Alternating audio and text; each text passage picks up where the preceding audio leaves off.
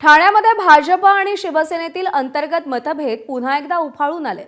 एकनाथ शिंदे आणि गणेश नाईक यांच्यात एकमेकांवर आरोपांच्या फैरी सुरू असतानाच आज सकाळी 11 वाजता ठाण्यातील गडकरी रंगायतांमध्ये गणेश नाईकांच्या जनता दरबाराचं आयोजन करण्यात आलंय।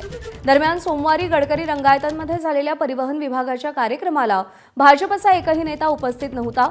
गणेश नाईक यांनी देखील दांडी मारली होती। आता त्याच गडकरी रंगायतांमध्ये गणेश नाईक यांचा जनता दरबार भरवला जाणार आहे। ठाणे महानगरपालिकेतील भाजपच्या नगरसेवकांमध्ये असलेली धुसफूस गणेश नाईकांसमोर मांडली जाण्याची शक्यता आहे। त्यामुळे गणेश नाईक पुन्हा एकदा शिवसेनेवर निशाणा साधण्याची शक्यता वर्तवली जाते।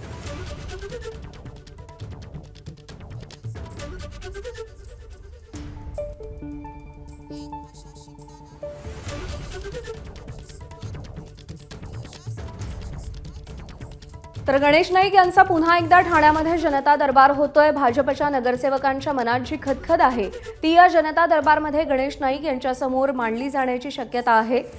एकनाथ शिंदे आणि गणेश नाईक यांचे एकमेकांवर वार पलटवार सुरू असतानाच गणेश नाईक यांचा ठाण्यातला जनता दरबार लक्षवेधी ठरतोय। अगदी परवाच परिवहन विभागाचा ठाण्यामध्ये जो कार्यक्रम झाला त्या कार्यक्रमाकडे झाडून भाजपच्या सगळ्या नेत्यांनी पाठ फिरवली होती आणि त्याच गडकरी रंगायतांमध्ये आता गणेश नाईकांचा जनता दरबार होतोय।